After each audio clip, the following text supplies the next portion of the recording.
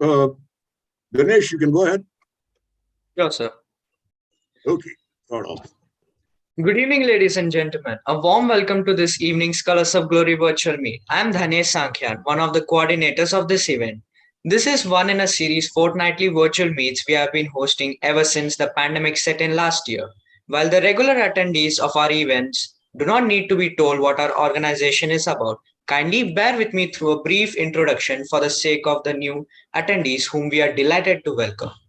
Traditionally, our country never lacked organizations celebrating our heritage in almost every sphere of human activity, be it art, literature, or politics. However, for whatever reasons, the Indian Armed Forces do not really enjoy this privilege.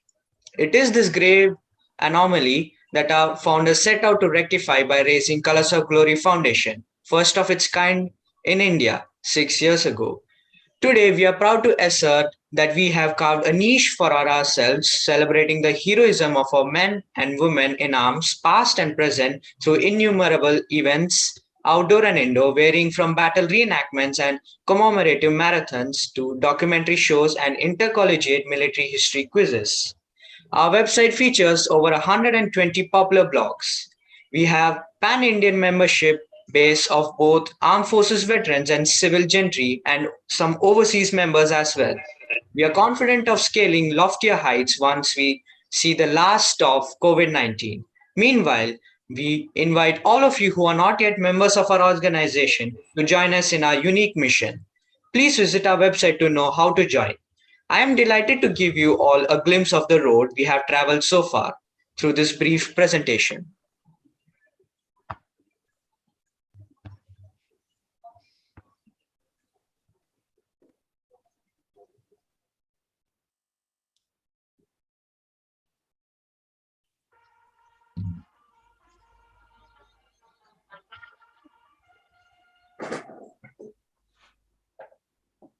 Is it sharing, sir? No, audio is not there.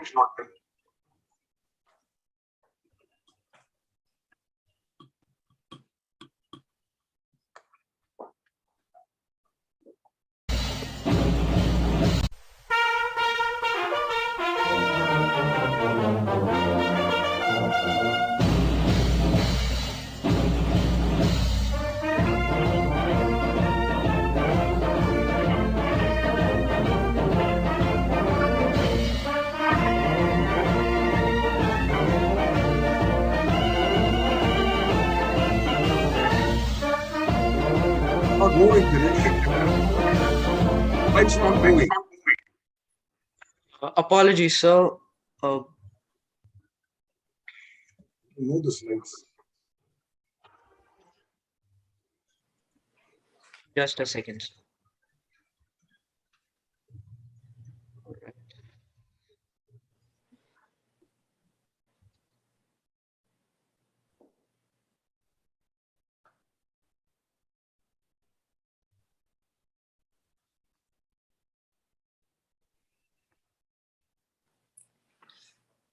Yeah.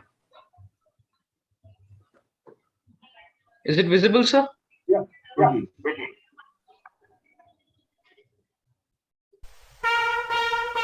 Running?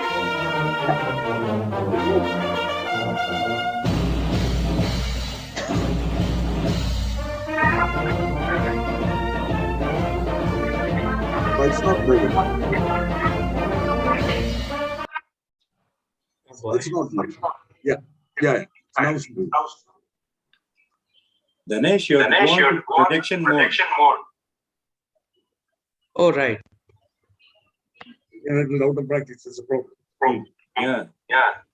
We'll send him back to college. Yes, Singandana has been doing for long. Yeah.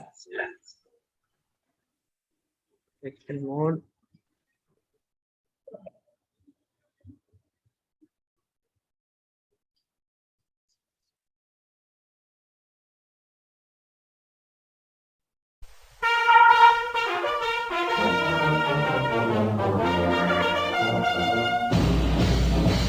The slides.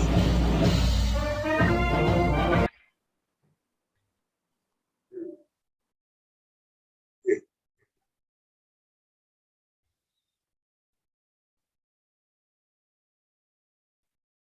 It's gone. So it doesn't matter. You're running along. That doesn't matter. It's on the slides. Can you see the slide moving, sir? Slides are moving. Yeah, there's an issue, sir. So there's some sorry about this. Go ahead. Yeah, run the whole thing.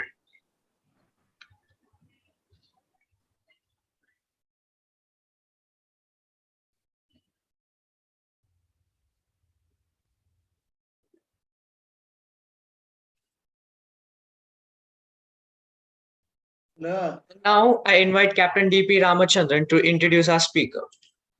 You stop. Good evening, ladies and gentlemen. I'm delighted to introduce our distinguished speaker of the day, Mr. Andrew Salmon. Mr. Salmon is English born and currently the Northeast Asia editor of Asia Times. His work has previously appeared on BBC, CNN, France 24, the International Herald Tribune, the New Republic, the New York Times, the South China Morning Post, the Times, the Washington Post, and the Washington Times. He has written 2 books, both on Korean War history, To the Lost Round and Scorched Earth, Black Snow. The first book, To the Lost Round, was named the Military Book of the Year in the UK in 2009. And in 2010, it was recommended as one of the top 10 books on Korea by the Wall Street Journal. Andrew won a Korean Wave Award at the South Korean National Assembly for his contribution to the literature of the war. And in 2016, he was made a member of the British Empire, MBE, by Queen Elizabeth II for his writings on the British role in Korean War.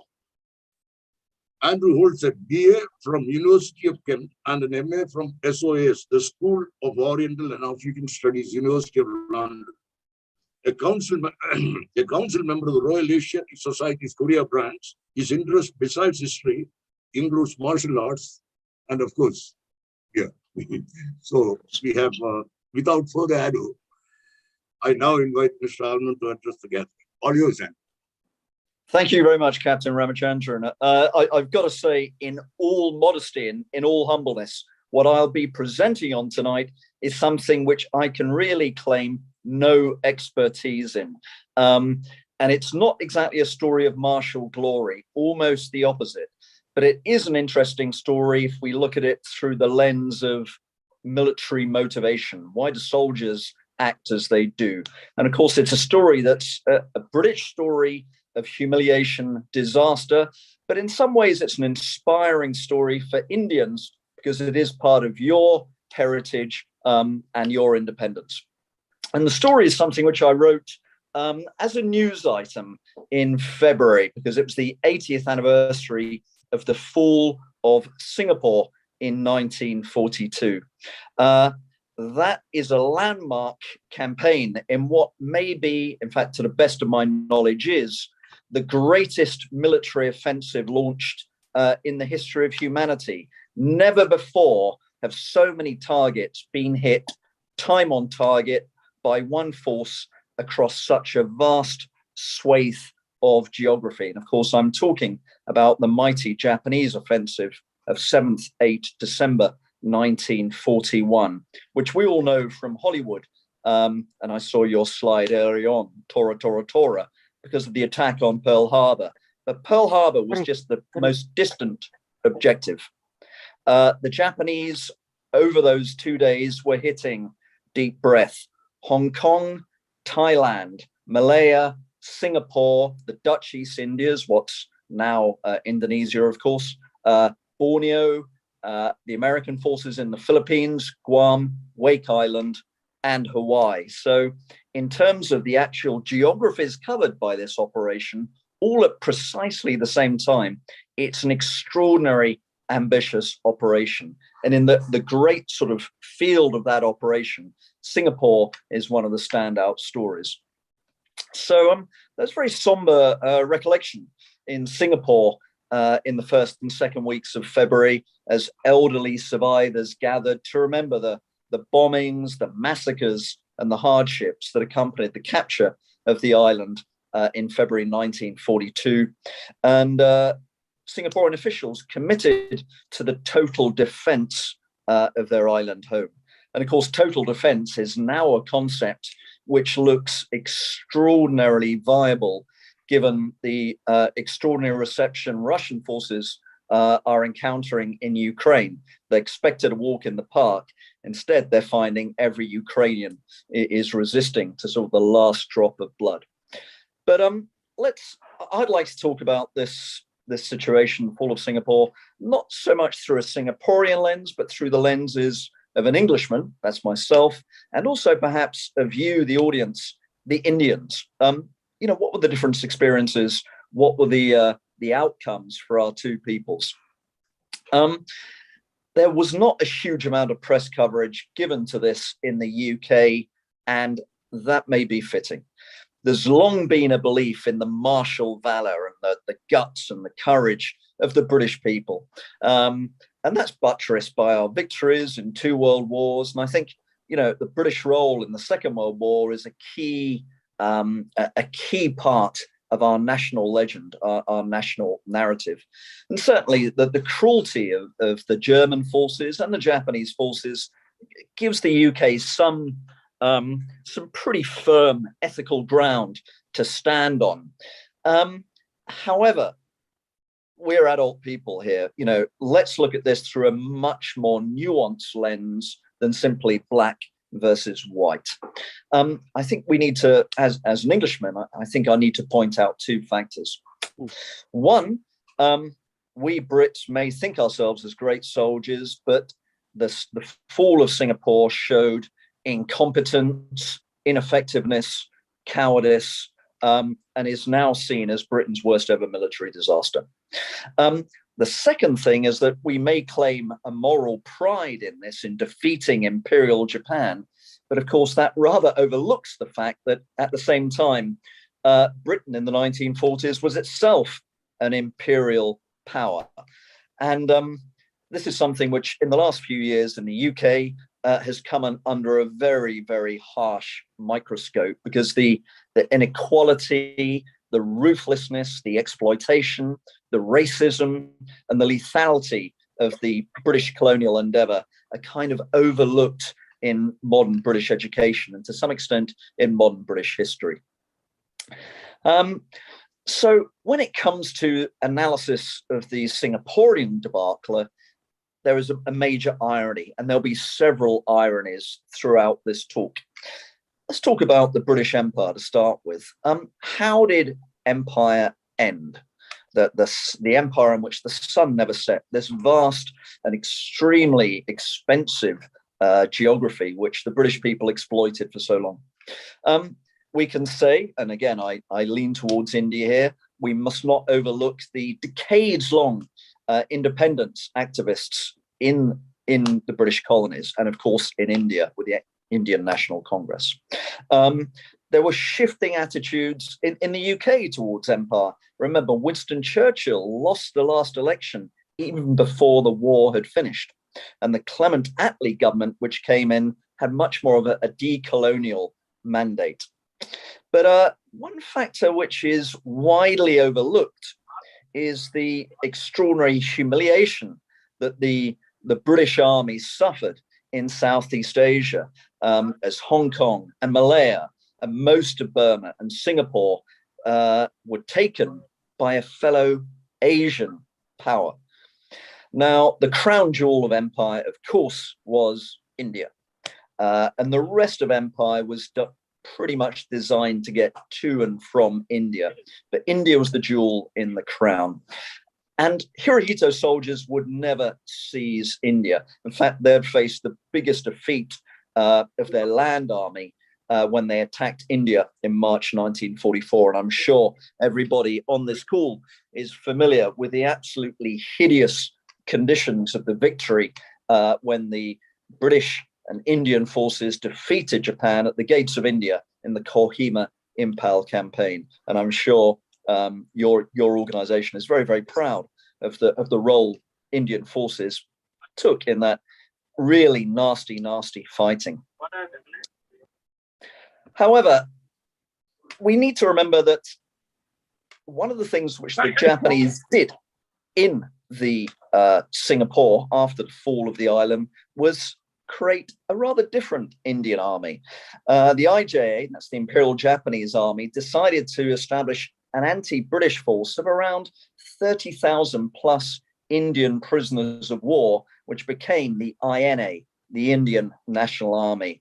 And it was them as victims post-war who were one of the major factors, I think, in leading to Indian independence. So let's just go back to where Japan was in 1941.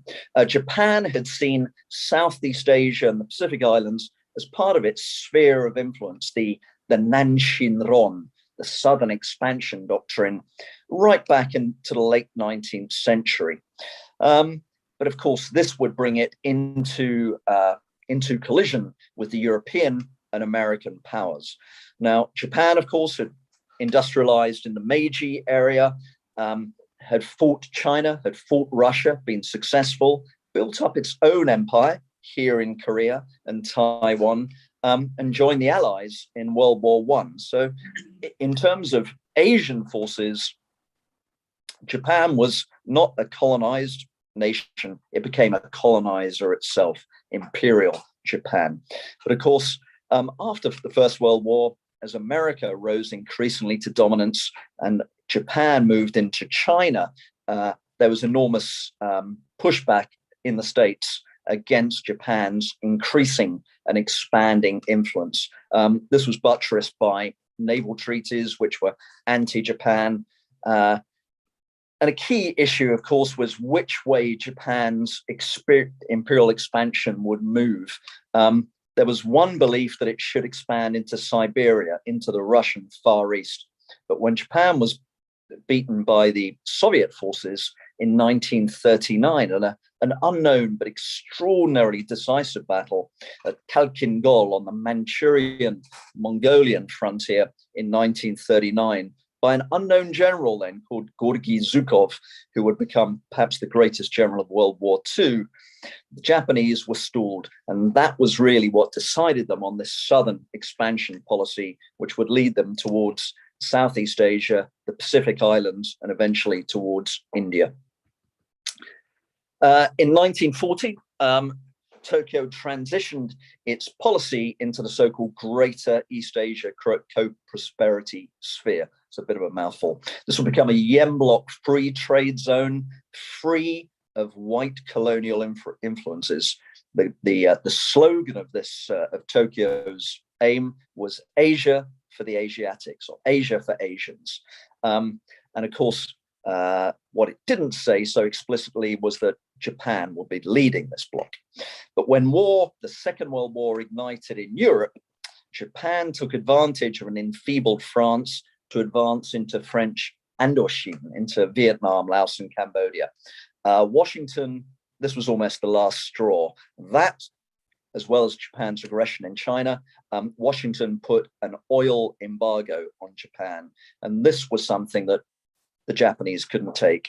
This was the core for their war. War was now inevitable.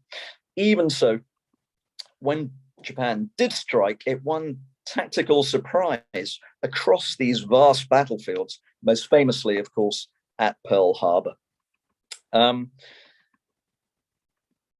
What happened in Singapore? In Singapore, where the British forces would soon face the full onslaught of combined Japanese air, naval, and ground combined operation, there were these deeply foolish, racist assumptions that the Japanese were not martial players.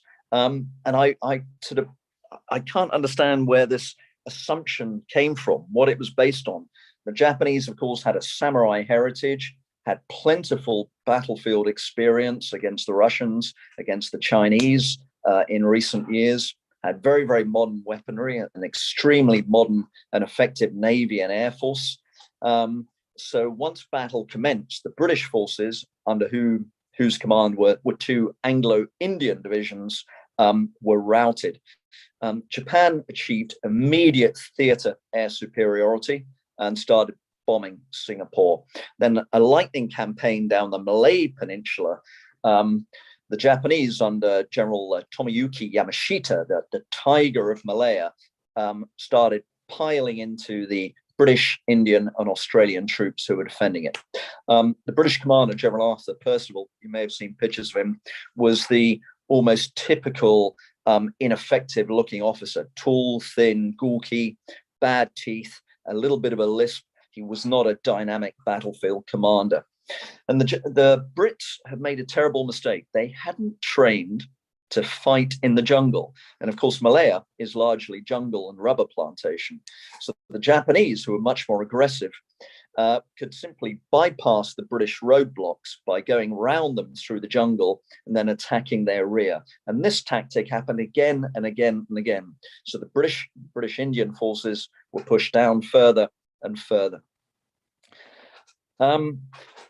In the naval sphere, the British had pretty well based their hopes on an old-fashioned naval force, a battleship and a battle cruiser, heavy, big gun ships, very appropriate for World War I. What they hadn't realized was this was World War II. This was the era of naval air power. These two forces, immediately the Japanese attacked, set sail from Singapore with their escorting destroyers with the mission of interdicting any Japanese troop convoys and sinking them before they could land in Malaya. They were almost immediately sunk by Japanese carrier-borne aircrafts. And of course, this happened by 10th of December, 2 days after the offensive started. And the morale of the garrison in Singapore plummeted. A new era had clearly dawned. Another problem in Singapore, which had been greatly propagandized by the British before the war commenced, was the Sembawang Naval Base, which had 15-inch naval guns to defend it in battleship turrets. And a 15-inch gun is a colossal beast of an artillery piece. But of course, these things were designed to hit Japanese naval forces. So they were supplied with armor-piercing shells, not high explosive shells. So when the Japanese started pouring down the peninsula, these things were virtually useless as an anti-ground weapon. Malaya was taken by February the 8th, and then the Japanese surged over the Johor Strait, which separates Singapore from the Malay mainland. Even at this stage of the game, the Japanese deployed about 36,000 troops. The British deployed about 85,000 defenders, and yet the Japanese had clear moral, tactical superiority. So the island battle was short-lived. On February 15th, Percival, hefting a white flag, signed the unconditional surrender to Yamashita. Churchill was devastated. It was the largest capitulation in the history of British arms. So how did the Japanese behave now they'd conquered this grand prize? Not well.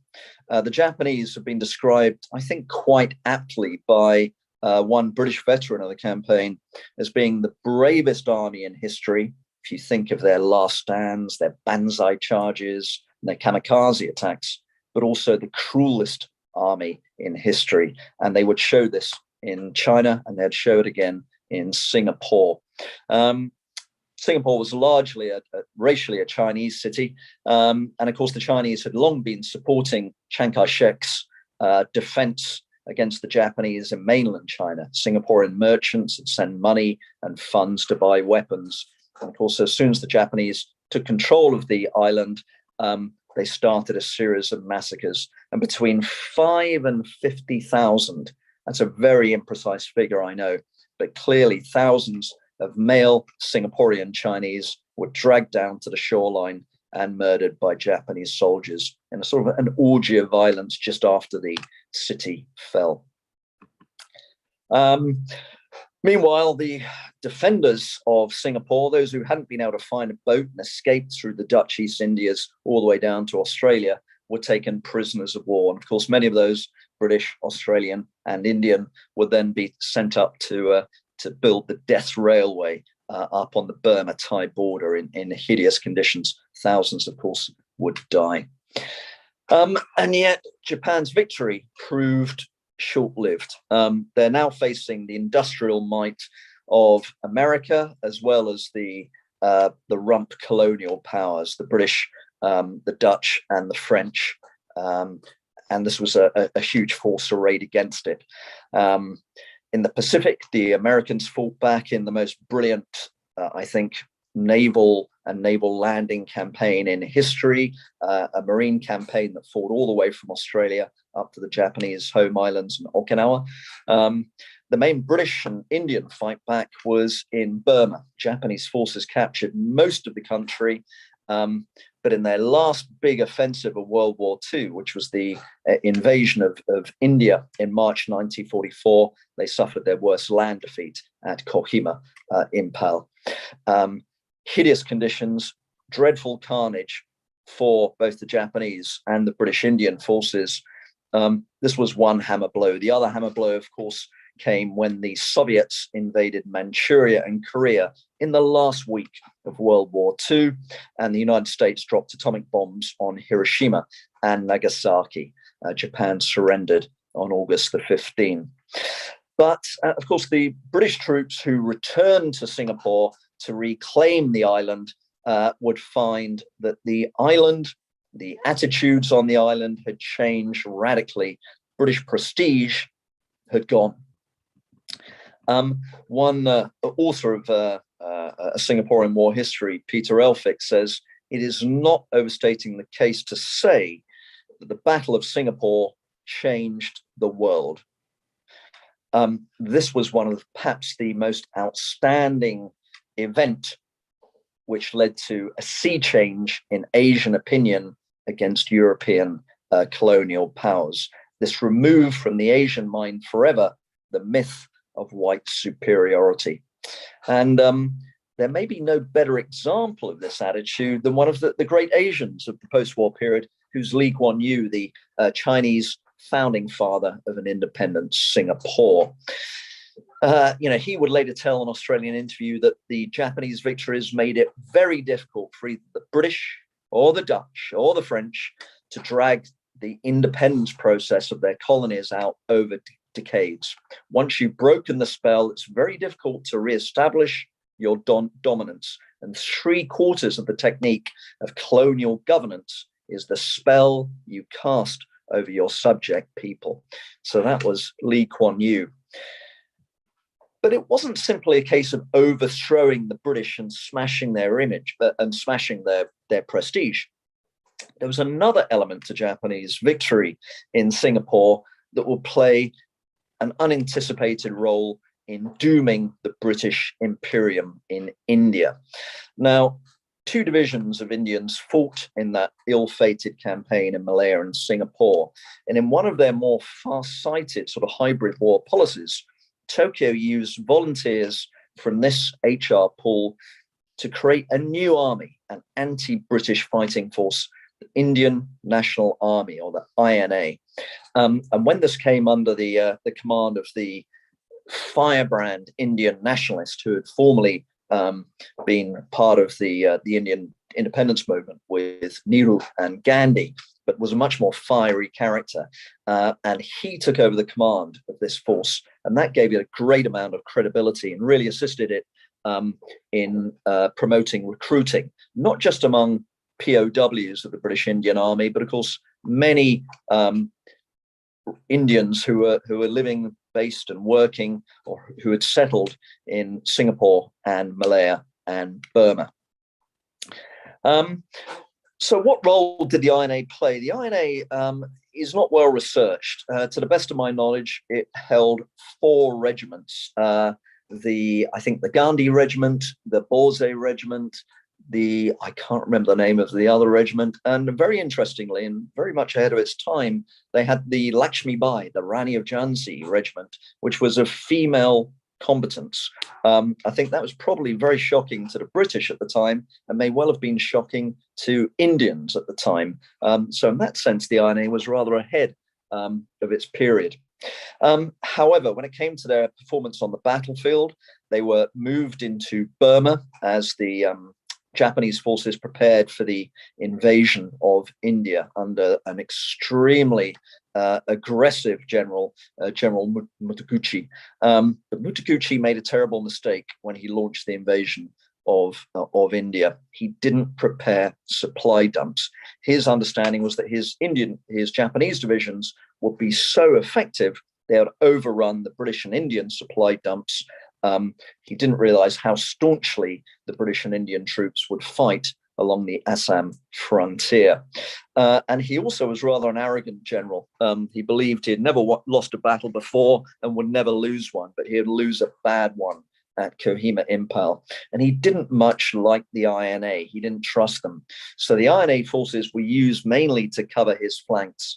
And the relations between the Japanese officers and the Indian officers were not good. We all know the history of that campaign. The Japanese army was smashed at the gates of India, retreated down through Burma, carrying many wounded, out of ammunition, starving, diseased, a horrific retreat down the length of the country, hotly pursued by the Anglo-Indian army, who are now moving on to the offensive. So what happened to the INA? Well, many of the rank and file who were captured, the British simply let go, but repatriated to India some of their key leaders. The British decided, and this was a terrible mistake, to place them on trial at the Red Fort in Delhi for treason. And this was very much against the whole thinking of the time, because India, of course, had suffered the Bengal famine when perhaps 2 million Indians died.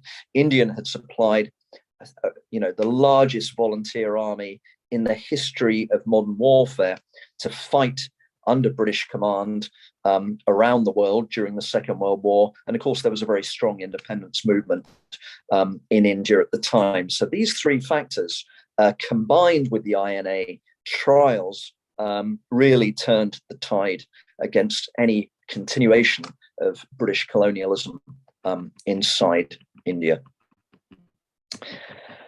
So what can we say about the legacy of all these events? And again, looking at this very much from a big picture, I think it's, firstly, what does this say for Japan? Japan did some terrible things in World War II. We all know about the Nanjing massacre, the comfort women, the death railway, and so forth. And of course, these were crimes, they were war crimes. And but perhaps, we've concentrated, particularly we in the English-speaking world, have concentrated too much on that in our historiography, because the Japanese also did have this goal of freeing their fellow Asians. Now, of course, they didn't do that in Korea, they didn't do that in China, but in Southeast Asia, in Malaya, in Singapore, in the Dutch East Indies, and even in India, as we just discussed, I think they can claim to have had some force in hastening the decolonization of Asia by white empires. What can we say of the British? The British lost in Singapore. We came back, of course, aided greatly by America, won these great victories on the Burma border, and then realized that we'd miscalculated badly and we lost our empire. And Singapore, of course, would later go on to become an extremely successful island state with the aim, as Lee Kuan Yew said, of we will trade with the devil to ensure our prosperity. And indeed, he's done that, and Singapore is in many ways a shining success story. Interestingly enough, Lee Kuan Yew, who was very nearly killed by Japanese, received a posthumous Order of Merit from Tokyo after he died in 2016 for returning good relations post-war, particularly in the 60s and 70s. And in Singapore, the ghosts were laid to rest in 2017 when a Japanese helicopter destroyer, the Izumo, which is essentially a mini aircraft carrier, actually made a port call in Singapore. What about India and Japan? To me, India is an extremely interesting strategic situation because, of course, again, Japanese and Indian forces in the last 2 years, I think both naval and I think land forces, I may be wrong, have trained together under the aegis of the anti-China Quad alliance. And again, these ironies of history sort of come back once again. I think India right now is strategically in an extremely interesting, almost enviable position. India is being courted by Russia on the one hand, because Russia is now massively sanctioned by the Western world. It's also being courted by the Quad on the other, by the Americans, the Japanese, and the Australians, who are all serious players who also want India on side. And to some extent, I think even China, who's clashed with you in the Himalayas in recent years, wants to be on good terms with India.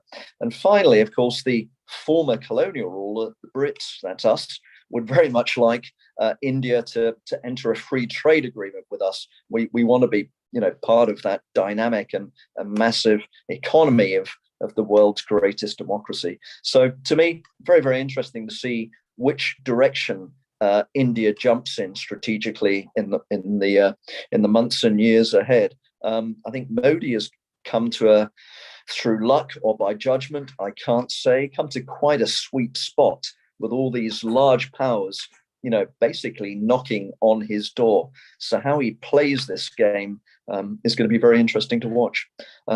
That's all I've got to say. I'd be very interesting to hear any of your comments or questions, particularly as regards the legacy of the INA in India today.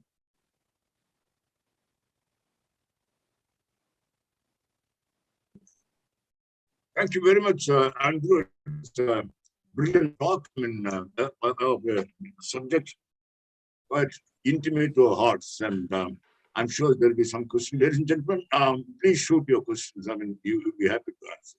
Yeah, and let me just say one more time, if I may, my real field of expertise is the Korean War. So on this, you may know more about these topics than I do. So a proviso. Questions, ladies and gentlemen.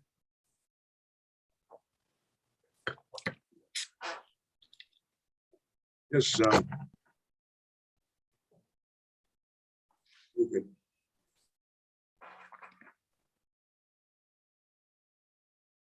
Yes, sir. Colonel Krishnaswamy, you got to unmute, sir. You got to unmute first. Yeah. Mr. Andrews, it is a very interesting observation I have heard. You had paid encomium for the role of the Indian National Army, which had influenced the British in general to leave their colonial setups in the East. That's my understanding, yeah. Is that opinion shared by your government also? No, I mean, to be honest, as I'm sure you know, in the UK now, but also in the US and in Western Europe, in the last few years, there's been a massive shift in opinion in how we look at our past. And I think there's now a much more critical focus on the sins of our fathers and grandfathers. And for the Brits, those sins, I think, would be slavery and, of course, colonialism. These were horrific and exploitative actions that took place over a period of centuries and decades, and massively enriched the UK at the expense of victims from Africa all the way to China.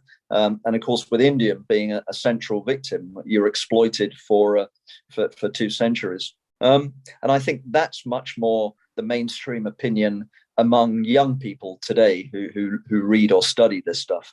The INA, I think, is virtually unknown in the UK. People just are not familiar with it. I think people are probably not even familiar with the fact that hundreds of thousands of Indians fought with great distinction, perhaps not in Singapore, but in the Western Desert, in Burma, for the British flag, and won a lot of VCs. But to come back to the INA, I think the British made a terrible tactical mistake by putting these people on trial. If they'd simply dismissed them, the situation might not have arisen. But the fact that so many Indians thought this was unfair and unreasonable abuse of patriots or freedom fighters had not been foreseen by the British authorities. And of course, colonialism, however much an Englishman may say was a just and decent system, let's be brutally honest, it was underwritten by force of arms. And the force of arms was the Indian Army in India under British command. And there was a great deal of dissension, particularly in the Indian Navy. There was a mutiny in 1946, which was, I think, largely inspired by the Red Fort trials of the INA leadership.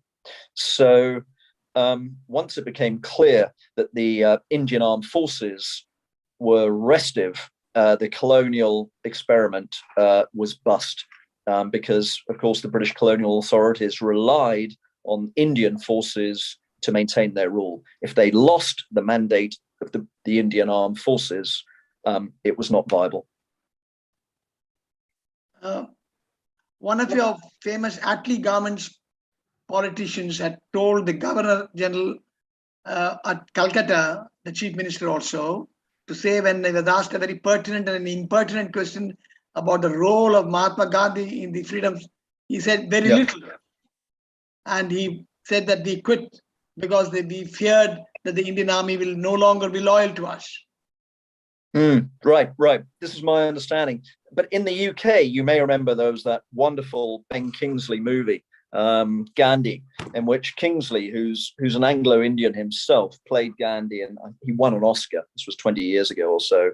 And so I think that the average Brit, if he was asked about independence, might be able to name Gandhi, because Gandhi is like Mandela, like Luther King. He is one of the great, the saintly leader of human rights, whose beliefs and sayings are remembered well into today's era. But yeah, I think this whole issue of the INA is extreme. I mean, Gandhi was a great figurehead, there's no question. And the ANC had been struggling for decades. But the role of the Indian Armed Forces, which way would they swing, was absolutely critical, because when all is said and done, governance is about power. And where does power lie? In the hands of the men with the guns. And that's, be they the defenders of freedom or the defenders of an oppressive regime. Thank you. Yes, Ganesh, you have something to ask? Yes, sir. I have few questions. First is from the oppressive regime. Yeah, sure, sir. From the Korean War, we had seen, the communists massacring the South Koreans, and at the same time, we have the South Koreans doing the December massacres, the series. Yeah. So, what's your stand in that? Like, where do you, like, as a Western? Yeah. I mean, there's no question. The Korean War, which is my special subject, I can talk about this all night if you like, so cut me short. The Korean War was, I think, like virtually all civil wars, was an extremely brutal affair. And it became particularly brutal for a number of reasons. One, there had been decades under colonial rule of different factions struggling against each other. But of course, they weren't armed at the time. There was then a political vacuum just before the two Koreas were established, which saw a lot of political jockeying and a lot of really murderous behavior by both sides. And of course, once the war started, and there's no question that war was started by the communist side, charging south in a conventional blitzkrieg invasion. America joined the war, so then it went from being this rather nasty civil war to becoming an ideological war, the first hot war of the Cold War. And of course, when China came down, it almost became World War III and was sort of barely contained. So it's a very, how can I say, it's an interesting war, but the cruelty of it, like all civil wars, and everybody on this call is familiar with the horrors which followed partition between India and Pakistan.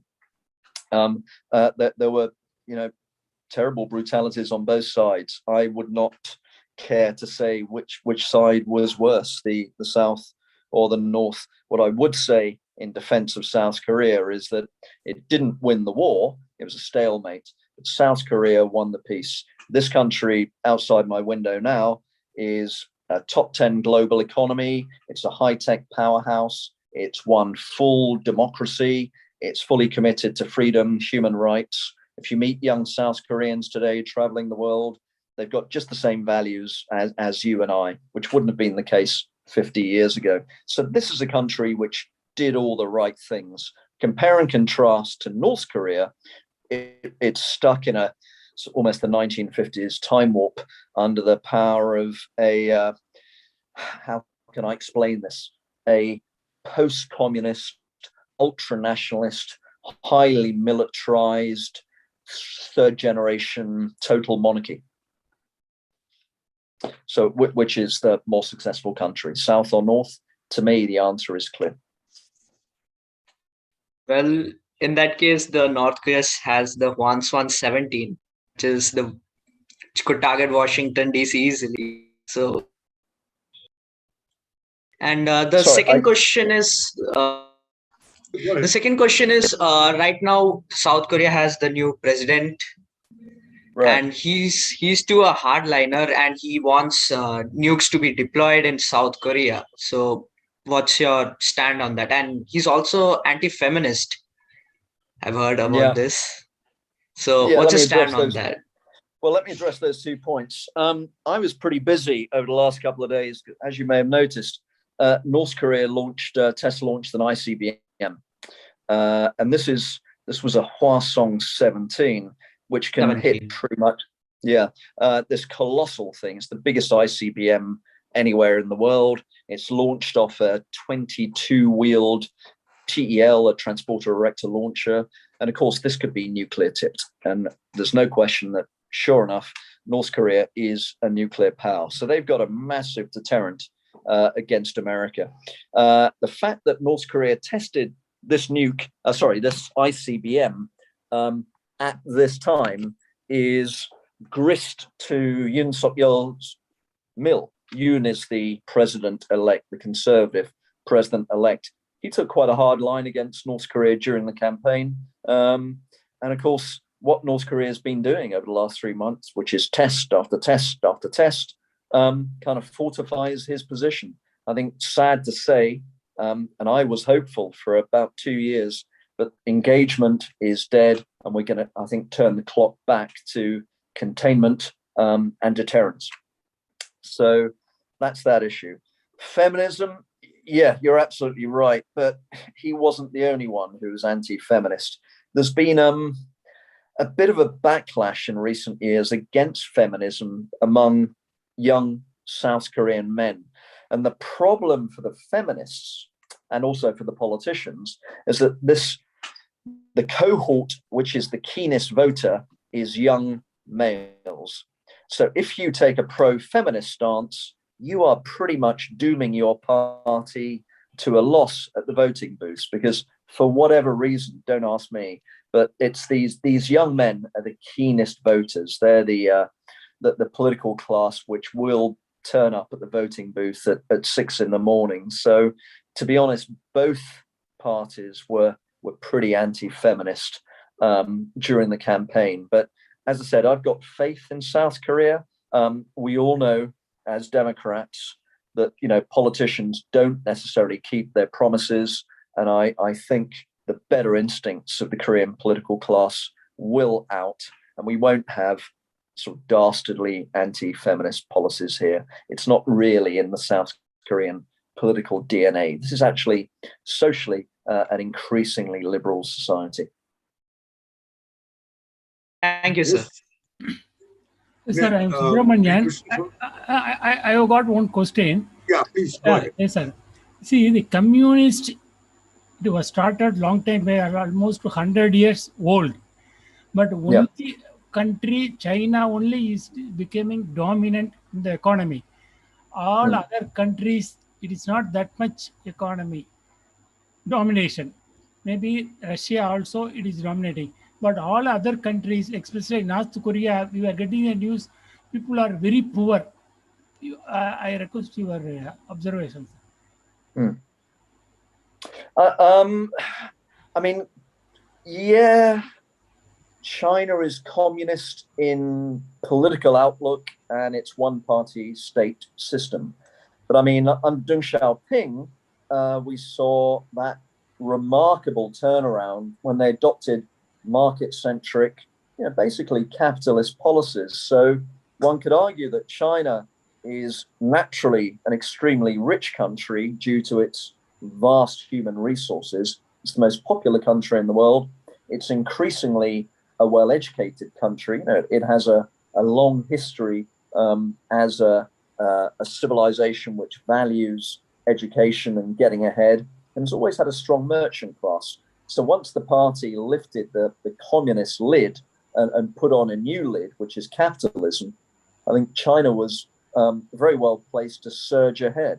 But of course, it's not just China. Vietnam, again, is a sort of similar situation. They have a communist party, a slightly freer and more liberal one than China.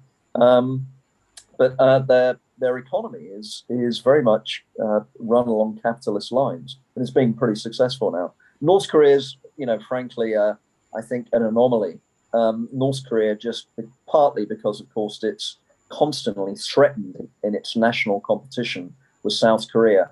It's backed itself into a constant state of paranoia, war, and militarism. So it's just not in a position to either open up or liberalize its economy or its society or its polity. It's I think trapped. It's like a rat stuck in its own maze, and I can't see a way out even for Kim Jong-un, who's a far more sort of open-minded, more international figure than his father and grandfather. I think he's stuck. Thank you, sir. Any more questions, ladies and gentlemen? Please. Yes. Krishnami sir, you got something more? You're raising your hand. If there is nobody else, then I would like to ask another question. Yes, sir. Sure. You know that it's more than 75 years since the Brits left us, and we have come a long way. Our relationships are good. But there have been very hard times because of my generation had seen all that. And then very, very hostile statements and very derogatory statements were made against the very nation, the Indians as per se. And they were said, let them breed, they breed like rabbits, let them die. That sort of an attitude. Yes, right. You're referring to Churchill? Yes, I'm referring to Churchill, who said that. Right.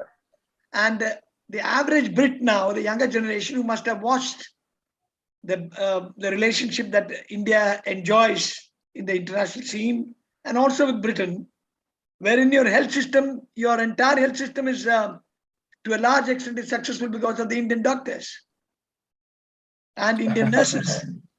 So therefore, are they still having that stiff upper lip attitude, or have they come down to some sort of a reality check? It's funny you should say that, because I'm married into an Indian family. My brother married a second generation Anglo-Indian who I'm very, very fond of. And the two of them now run their own business with their two children, who are, again, Anglo-Indian, in the mountains they run ski chalets in France and live a very good, very happy life. And I'm very fond of Torna's parents, who are first generation Indians, who are both doctors, funnily enough. So you're right. I think the early generation of Indian migrants to the UK were very, very well educated, very, very smart, and fit perfectly into the British society. And if you look at the Conservative Party's front bench, you'll see some very, very prominent politicians of Indian race. Sajid Javid is the Chancellor of the Exchequer and is widely tipped as a future Prime Minister. Priti Patel is the Home Secretary, another key portfolio, and she is sort of feared and respected as one of the toughest voices in politics. And a guy I rather like, albeit he's of Pakistani ancestry, is Sajid Javid, who is the Health Secretary. And I would quite like to see him in the next prime ministerial race. So I think Indians have done very well. And I think, yeah, you're right. Britain has changed radically in its attitudes. My father's generation would have been probably quite pro-colonial, but my children's generation, they're very, very anti-colonial. I mean, it's been a complete shift. And, Churchill is now being reassessed. Dr. Shashi Tharoor, who you know very well, whose book I have on my shelf over there, his book was extremely influential in the UK and really generated a debate about Winston Churchill. So, I think it's fair to say Churchill is still seen as a great national hero because, he was the one politician who stood up to fascism, stood up to Nazism. And of course, he was a master of the English language. Many of his speeches are classics, and he wrote a very fine history of World War II. All that having been said, was he a racist? Yes, almost certainly. And this really counts. And he has an Indian connection also. He was trained in India. Yes, in the earlier right. stages. Who's part of yep.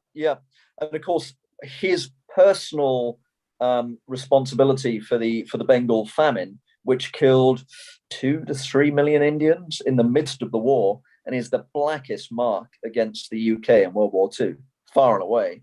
I think is very hotly debated at the moment by a wide range of historians. Yeah. On a lighter side, one of his unpaid bills in Bus Club, Bangalore, used to be exhibited there, I think about 30, 40 years ago. Yeah. I'm happy to hear that there's a change there's a dramatic shift in the attitudes. I think that's fair to say, but this dramatic shift in attitude has been underway since probably the 50s or 60s. I mean, I was born in 66, and even when I went to school in the 70s, colonial attitudes were being questioned. In the 80s, when I went to universities, already the intelligentsia had turned against any sense that colonialism was just or moral or good. Any more questions, ladies and gentlemen? No more. I'm sorry? No, I'm asking for any more questions. Otherwise, maybe time to wind any up. question from not necessarily the Singapore, but in general, Sure. Can I ask a question? Sure. Sure. You even Ukraine situation you want to. Yes, I'm talking about I want to ask a question about the Ukrainians. Yeah, please go ahead. There is so much of ado about the Ukrainian and the unity that is being shown by the people now, and not in real terms, but lip service, I would say, and not in reality, but sympathizing, etc., and showing their power. But what similar things occurred in the African continent, Libya, Iraq, Iran, not as a tear was shed. And the attitude of the lesser mortals feeling by the European community per se, it was rather visible. And that is perhaps one of the reasons why this attitude that is being shown by the nations, NATO nations, is not taken very seriously by either the Ukrainians or, for that matter, Russians, in spite of all your sanctions. Because there is a world opinion saying that it's all double standard. What do you think about that? I mean, it was made very, very clear, and I think it was a big mistake by Biden and Johnson to say straight up, we won't fight for Ukraine, because you should have strategic ambiguity, right? We should have made Putin guess. But as soon as Biden and Johnson said that was like a green light to attack. I understand why NATO won't fight for Ukraine. I mean, one, it's not a member, and two, there's the risk of the escalatory spiral, which could go from, you tell me, from a missile to missile strike or a dogfight, right up through to chemical weapons, tactical nuclear, strategic nuclear weapons, in a matter of hours, right? So the risk is enormous. I think, in one sense, you're very, very right. The West, which is North America, Western Europe, Australasia, Japan, South Korea, I think, are united against Russia. But the vast bulk of humanity, China, India, much of the Middle East, and much of the global South are much more on the fence. So if you read Western media, when they talk about the world is against Russia, what they really mean is the Western world. So I take your point. The second point, I disagree with you. I think it's a lot more than lip service. We are essentially, we're not at shooting war with Russia, but we are at hybrid war with Russia. I cover Russia too. I've spoken to defense analysts who are convinced that NATO is spoofing the Russian command and control systems and communication systems, and maybe their targeting systems, which is why the Russians seem to be making so many mistakes. The pipeline of anti-tank weapons and anti-aircraft weapons is clearly having an impact. It is attriting the Russian conventional forces. And the sanctions are going to have a big impact on the Russian economy if they're not already. So, yeah, we're not fighting a blood war. We're not actually shooting Russians, but let's think of the different spheres of warfare. Hybrid war. There's financial war, trade war, information war. All these things are being deployed against Russia. I take your point. Any more questions, ladies and gentlemen? I just wanted to, Please, give the Air Force perspective as far as Singapore was concerned. When the Air Force, the Indian Air Force came into being in 1932, and we were mainly deployed in the Northwest. And let me say, I wouldn't say fortunately, but when the Japanese moved into Burma, the Air Force moved into the Indian Air Force, along with the Royal Air Force, moved into Burma. And that is the time when rapidly the number of squadrons of the Indian Air Force built up. We had 8 squadrons fighting in Burma. And that is where actually the Indian Air Force was blooded. And in many, many aspects of utilizing an older type aeroplane and not having initially the Spitfires and Hurricanes, the Indian Air Force performed exceedingly well with a number of airplanes and everything. And that is where the recognition came about that, the Indian Air Force is going to be a very, self-reliant force. Because otherwise, the understanding was, they may be able to handle a rifle, but how are you going to manage aeroplanes? They soon realized that even the ground crew were excellent. And we managed to put old rattle-trap aeroplanes into the air against the Japanese. In fact, we were one of the, powerful instruments which pushed the Japanese back.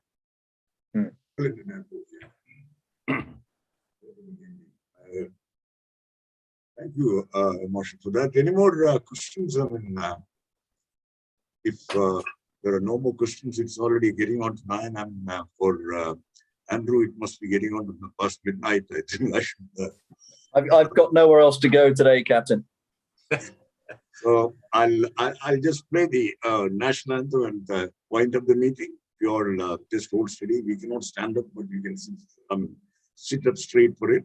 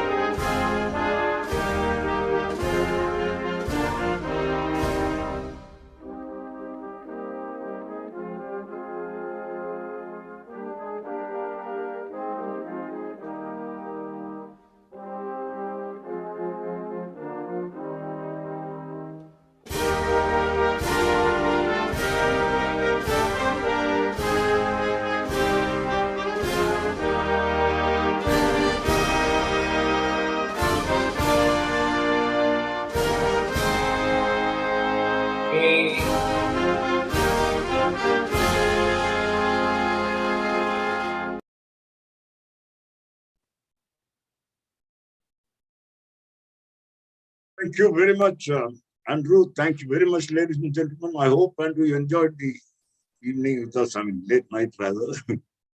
Thank you. It was a Well, a pleasure. fantastic talk. Thank you Fantastic. very much for the Right. invitation. Right. Take care. Good night. Good night. Good night.